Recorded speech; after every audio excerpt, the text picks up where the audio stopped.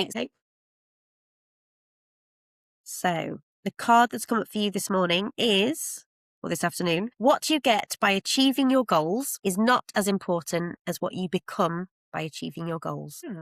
Okay, interesting. How does that resonate with you today? What you get by achieving your goals is not as important as what you become. Yeah, I guess it's sort of the process. It's kind of like another way of saying the process is more important than the final outcome, isn't it? And yeah, I think that's true in a lot of ways. Sometimes we're quite fixated on goals, aren't we, as a sort of culture and, what we're aiming for. And, particularly in a small business, which is essentially what I'm doing now, then it's trying to think what's the outcome. But actually, I was even thinking just today, it's the process of building up a kind of a bit of a following, or just getting people aware of what I'm doing is as important as, an event I might be running or something like that. And then, and just in general life, isn't it? I think we learn a lot through the experiences we have and go through that can't always be quantified and isn't a sort of tangible thing, but it's as valuable as perhaps the outcome. Absolutely. And this is why the platform exists, because it is about championing what people are doing. And I came along to the Pitch Up and Sing event, which was so much fun. And I just absolutely loved it. It was the first time that I'd been to anything like that with some friends of mine. And there was something about singing with strangers I found really beautiful. Tell me a little bit about what you're doing at the moment and how you've managed to get to this point. Oh, well, how long have you got? I suppose, yeah. So basically, I'm a self-employed musician, and I have quite a variety of different things that I do as part of my day-to-day. In brief, do piano lessons. I've been doing piano lessons this morning, and I have 5 pupils at the moment, and they're sort of a variety of ages, mainly kind of retired, semi-retired. So I've got time on their hands to learn the piano and pick that back up. So I do that. That's sort of one of my bread and butter kind of day-to-day things. I've got 2 choirs that are quite well established. My first is Beeston Voices, and we've been going, well, so my daughter was 1 when we started it, so that's 15 years now. And that came out of my job as a primary school teacher, which was what I did prior to this. And my head teacher at the time that I was working for said, you love doing singing with kids. Have you ever thought about singing with adults and, being able to do a bit more and get more out of them in terms of harmonies? And I thought, oh yeah, I think I'd like that idea. 15 years later, we've got Beeston Voices, which is about 100 members. And we meet every Monday at the Plessy Centre in Beeston and do a whole variety of different sort of genres and stuff. And that's, we're Beeston Voices Community Choir is our full name.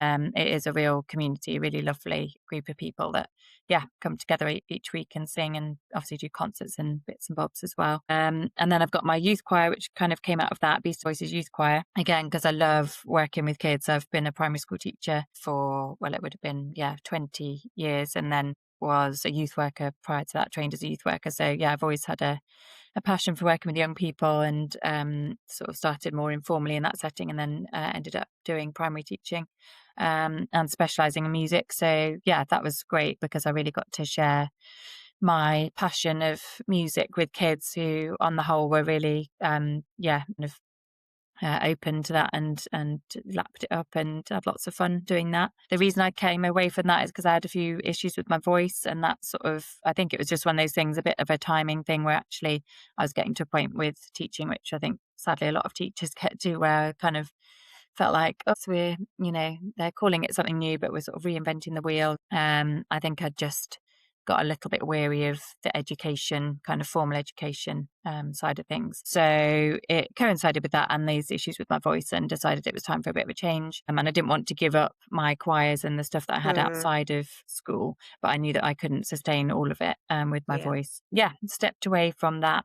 That would have been, it'll be, a year and a half ago now. And then I've been on this journey of kind of sort of running a small business in some ways, I guess. It still feels a bit weird calling it that, but it's kind of, I suppose, just all the different elements to what I do. So then I've picked up some extra things like the Beast Big Sing, which is a one-off kind of community day of singing, which has been great. We're just getting ready for our 3rd one in September.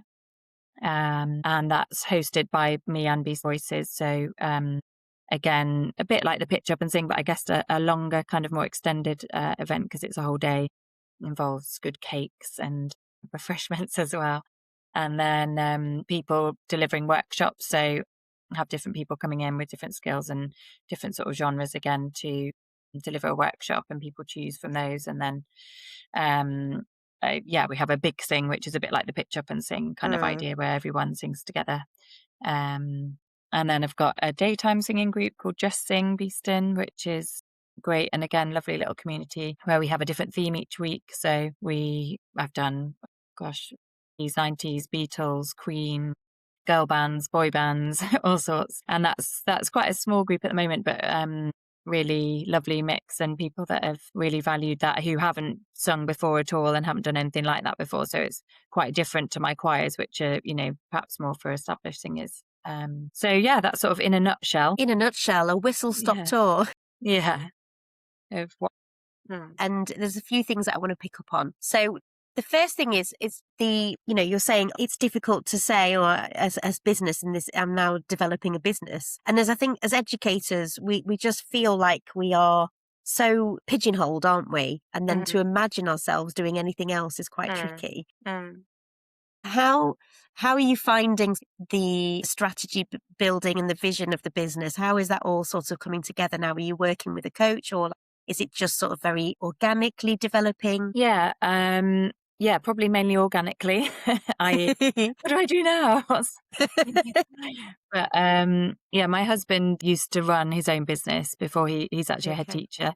He's got sucked into education as well. But he ran a small business for a while, and he's great in terms of being a sounding board and sort of thinking more business mindedly, because he did that before he went into education, whereas I guess I'm doing it the other way around. And I think you're right, it's quite a leap from kind of, yeah, feeling like a public servant sort of figure, public service type role, to then something which is very much me at the helm, and, trying to kind of be strategic about it and think about what I want to do. I think it's sort of the best thing, and I wouldn't say the worst thing, but the most challenging thing at the same time, because I love having that freedom and that, being creative. And actually, talking about the wilderness of creativity, your amazingly named podcast, actually, that was one of the reasons I did step away from teaching, was because I just felt like I'd got to a point where I couldn't be as creative as I wanted to, and had lots of ideas and lots of things I wanted to do. And actually, it just felt that wasn't going to be able to happen in teaching, sadly. So I think I love that freedom to be creative,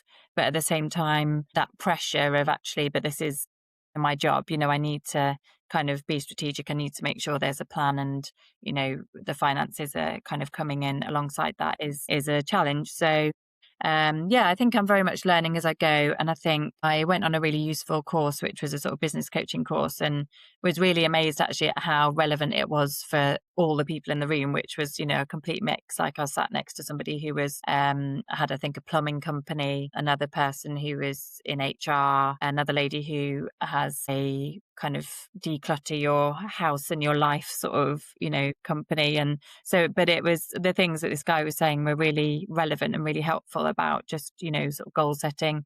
Nothing kind of rocket science, but stuff that it was interesting to think of in a different context to perhaps what I would have done before. Mm. So yeah, I think it's a challenge, and I definitely feel like I'm very much at the beginning of learning how to run a business. But yeah, I'm kind of getting there, I think. Yeah, absolutely. And watching you're building your social media presence as well, which Yeah. is lovely to see. And you do have very strong community links in the real world, and I think Yeah.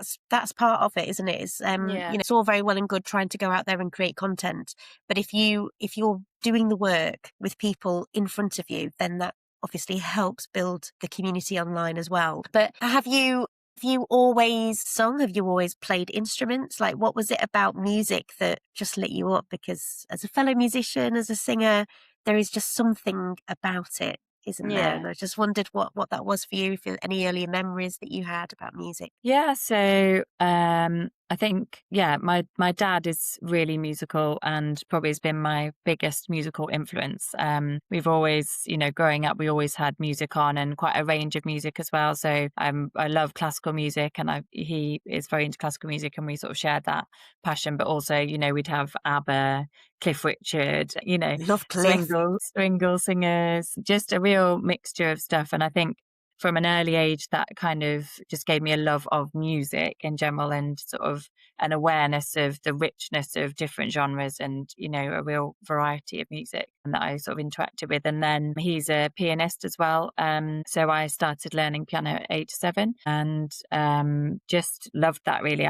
I took up clarinet later on, probably around 11, 12-ish. And I got to kind of grade 5 on that, and I enjoyed it and I loved, but the thing I loved most was playing in a wind band, which was, I guess, that, you know, that community again, and that sense of making a sound with other people. And I think the thing that I loved about piano was that it's sort of a sound on its own. It didn't need accompaniment, I guess, in the way that clarinet did. So, and then singing, yeah, I was always part of choirs. And again, probably one of my other biggest influences was my middle school. I grew up in Norfolk, and we have first, middle, and high school. So my middle school music teacher was just amazing, and he was so inspiring, and took us as a choir of, I guess, age kind of 9 to 11-ish, to London to sing at the Royal Festival Hall. And we were in a competition there, which was, we were kind of inner city Norwich primary school, middle school. And it was, something that just didn't really happen around there. And so he was just really enthusiastic, loved his job, loved music, and really imparted that. And particularly the singing, I think, side of things to me at a young age as well. I've tried to get back in contact with him actually, but never managed. Just to say that, you know, I obviously went on to become a music teacher as well. So What's his name? Let's use the power of that's a the good power question. of technology. It's completely got David. It's David Moore. I'd have to check. David now. Moore. Yeah, David Moore, if you're there. listening, if you're out there, get in touch. Get in touch Yeah. with the Wilderness of Creativity and get in touch with Becky. It's so interesting, isn't it? Because the influence of a passionate, enthusiastic teacher can really set you on a path, can't it? Yeah. I think it was inspiring to me as becoming a teacher. Then thinking, actually, I do have, you know, I have a real influence, and I see that in my kids. You know, the teachers that they love are the teachers that love their subject and are passionate about that. And, you know, likewise, the opposite, you know, teachers that don't kind of engage with, or subjects they don't engage with, is because of the teacher, really. And I know that for me, you know, my sort of secondary art teacher was just terrible, and I ended up just thinking, I just don't really like art. I'm not good at art. You know, you have such a influential role as a teacher on how somebody feels about something. And I've actually done, one of the other things I didn't mention was I've done quite a lot of teaching in higher education as well. NTU and Uni of Notts worked on their teacher graduate programs, different ones. One of my first questions I start with is, you know, what was your experience of music at school? And what was of primary and secondary education, and then, you know, what's your personal experience of music? And that's my sort of starting point to know, you know, how do people feel about this? And a lot of the time, you know, they will refer to a teacher and say, oh, our teacher was really strict, or oh, my teacher was great. And it is, it's such an important role to play in how somebody feels about something, isn't it? Absolutely. And music is on the national curriculum for primary, isn't it?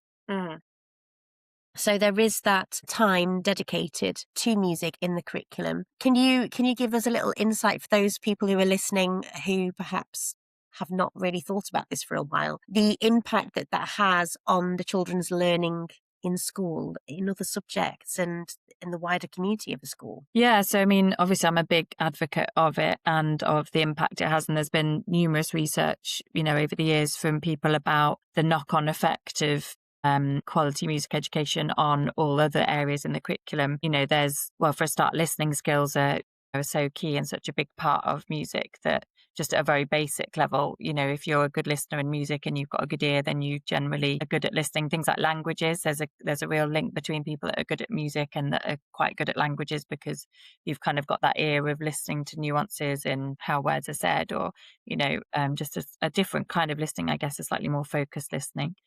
Like I said, research across how it affects maths and literacy, and there's so many links. So one of the things I would teach on my higher education kind of courses is how to look at music as being cross-curricular. And, how can we, because actually, although it is on the national curriculum, unfortunately, it's still squeezed a lot, when there's so much pressure on teachers to deliver everything at primary, and it can get squeezed out a bit and be a bit tokenistic sometimes, not always, but in some schools. So one of the things I like to sort of focus on is actually how can you fit music into everything and anything. And so, and then funnily enough, actually, this is a funny story. I bumped into an ex-pupil at the pub the other day. It's always a bit disconcerting. But she said to me, she said, "Oh, Miss Housen." I said, "Oh, hi." And she said, "You taught me," and said the name. And it's funny when kids say that, you instantly see them back at that age. I said, Yeah. "Oh, hello, nice to see you." And she said, "Do you know, the one thing I remember that's always stayed with me is the times tables, singing the times tables." So she said that really helped me, and I still do it now. So yeah, maths, singing times tables, singing songs in languages, making instruments in DT. There's so many Yeah. links which can be meaningful, some less so, but I think music can have a big part in community as well. And again, another story I tell to my students when I'm teaching them is about this first class that I had when I started teaching, who were quite a challenge in many ways, which I won't go into.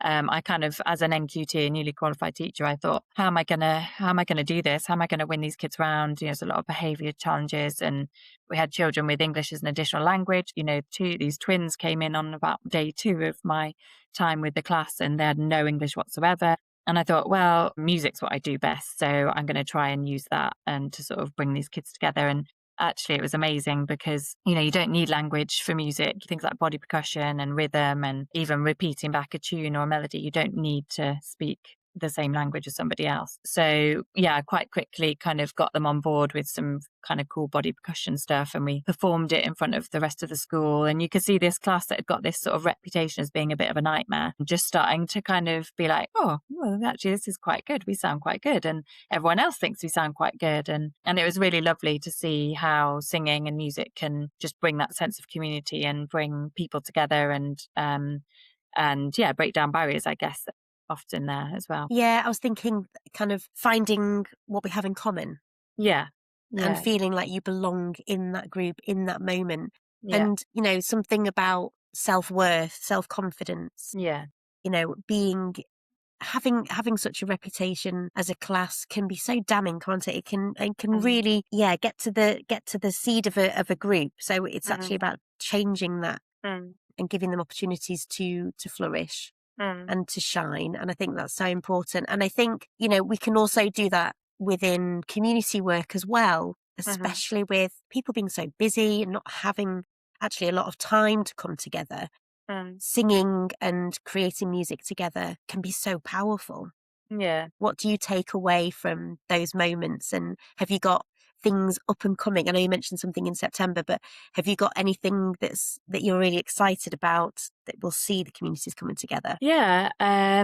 I guess kind of as much, it's almost going back to your original quote, as much as the events and the big one-offs, it's the day to day, and it's the, my Monday night choir, Beast and Voices. I know, because it's been running for so long and we've got some really well-established members, I know the ups and downs for some of them, and that actually and for me personally, actually, going through some difficult stuff, it's a place where I could just come and switch off, obviously switch on to choir, but switch off from all of that. And the same, I know for people that have had difficult times, bereavements and just life stuff, Yeah. that actually coming and being a part of that community and knowing that they're going to feel better at the end of the evening. I think that's one thing about singing, is that, you can go into an evening of choir or an event or whatever it is and just feel a bit kind of, I'm not sure I'm really up for this, but actually by the end of it, you feel so much better for it. And I guess that's about connection, but it's, physiologically as well, singing Yeah. is good for you, the breathing and all sorts of kind of added benefits. So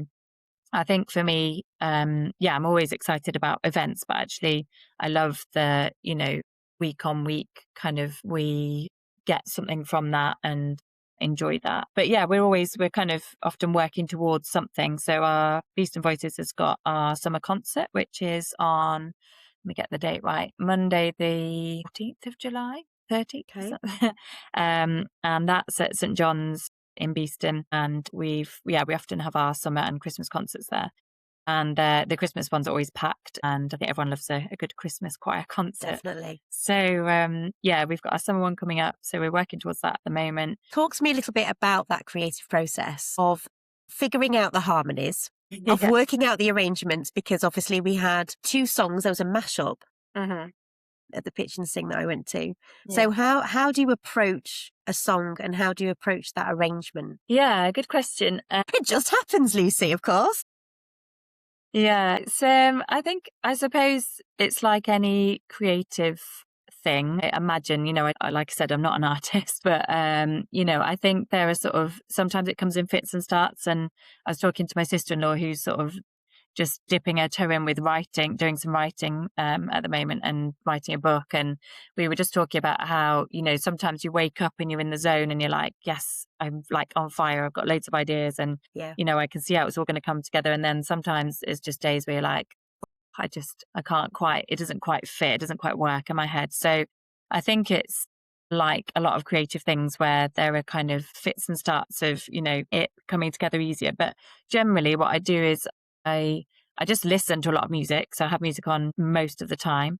And whether that's at the gym for one of the last big sing events that we had, I actually heard the song for that in the gym changing room. And I just thought, oh, I love this song. I like those harmonies. I wonder what I could do. So I just Shazammed it, and added that to my playlist. And then I was like, yes, we'll use that.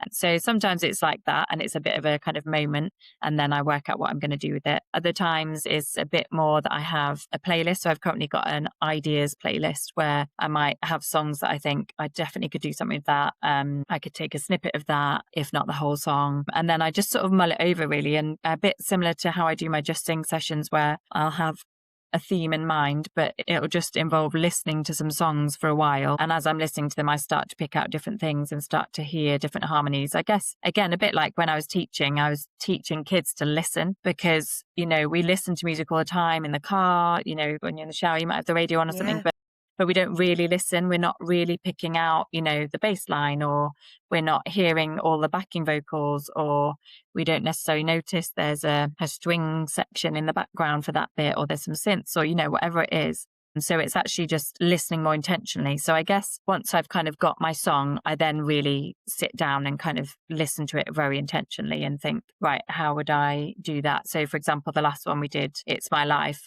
a lot of the sort of synthy sounds were some of the harmonies we had. Yeah.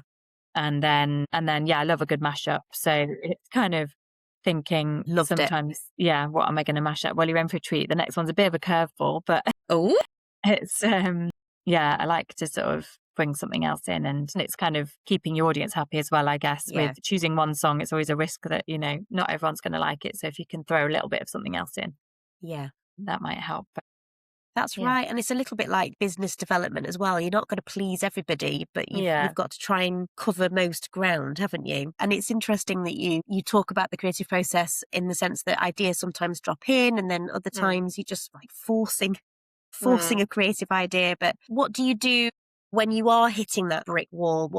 As a creative, what's your process for getting around or through those creative blocks? I think going back to that business seminar, coaching seminar I went to, one thing that I found really helpful was he said, what is it that gets you in your optimum state? So, what are the things that are going to get you there? So some of them are simple things like sleep, having a good night's sleep, eating well and drinking plenty of water and all those things. But actually it's kind of noting them down and thinking, what is it that makes me most kind of able to work in a good headspace. So I think for me, it's sleep is key, but exercise, I'm often much better once I've been to the gym and just had a bit of a kind of exercise to get my brain kind of functioning and just feel a bit more awake. And I'm not a morning person, but then again, if I've sort of been to the gym and I come back, I can be quite kind of productive for a few hours. I've also started taking myself to the library sometimes because, again, a big contrast for me from working in education and being at school. I've never really done the working from home thing. So that's sometimes challenging because there's just other distractions, aren't there? I'm sure many people who work from home. Exactly, yeah. as a busy I'm sure mum, people listening right now, they'll be like, yep, I'm doing the washing right now, or I'm tidying up, or I'm decluttering. And exactly, yeah. yeah, So yeah, there's, there's benefits to being able to do that, but sometimes when I really need to focus, just taken to going to the library and just kind of having a bit more of a focused time where I can crack on as well. yeah. Do you miss being in the classroom? Yeah, I do. That was always, it sounds silly, but my favorite part of the job. I think, people that are teachers will know that will make sense to. People that are not teachers will be like, well, surely that's all you do. Clearly, all the marking, prepping, planning, parents' evenings, writing reports, I don't think many teachers love that side of it. But I'd sometimes, the planning side, again, it's that creativity. Yeah. But yeah, I loved being with the kids and just seeing them, grasp something like we talked. I remember so clearly teaching them about key changes. And I think it was maybe year 5 or year 6 group. And I was teaching them about key changes and how to hear it. And then I put on, it was a Beyonce song, which has got like ultimate key changes in it. I was Yeah. like, right, I want you to put your hand up when you hear a key change. And like, they were so excited that once they got it and they could hear it. And it's just that stuff. I miss that. And I love working with kids. But actually, I get a lot from my youth choir in that respect because they're brilliant. They're just like that, really, very enthusiastic. But yeah, I do miss bits of being in the classroom. I think I know the Beyonce song you're talking about. Love on It's the top. That's it, Love on Top. I was going to say Crazy in Love, but it's not. It's Love on Top. That's Yeah, yeah, brilliant. Gosh, yeah. yeah. God, I remember that song so vividly. That's not the one we're doing, is it? No, take it higher, Me, guys. me, me, Keep me. going. Listen, it's so lovely talking to you and finding out everything that you're up to. I think it's commendable when somebody steps away from that well-trodden path, Mm, something that you've always done, to take that road less traveled and not know where it's going to go. mm, There is courage in that. And yeah. there's lots of people listening to the podcast who are also on that journey, who are wanting to take the road Mm, less traveled and want to kind of explore their creativity. mm. And one of the questions when I first started the podcast was whether or not creativity was a luxury or a necessity. Is it a luxury or a necessity? Oh, that's a really interesting one. Do you mean for me or do you mean for the people accessing what I do? Is it a bit of both? Um, I think I think it's probably both, which probably isn't a very helpful answer, but I think is a necessity in the sense that I think people's mental health and well-being is so important. And I think actually we're getting better at being aware of that and being aware of how we look after our mental health. And I think singing and music is a massive part of that for a lot of people that I work with. And they know that it's part of helping them stay healthy. So in that sense, it's a necessity. But I think sadly, in the kind of economic climate that we're in, is also a luxury. And I think that, I found some events are easier than others to kind of fill up. And I think there's still a sense, I know personally that I can't necessarily do all the things I want to do that would be creatively inspiring and encouraging and uplifting because I can't afford them. And I think actually that is the case for a lot of people. So, our community choir is probably one of the cheapest out there. And that's partly because, our vision isn't we're going to make loads of money.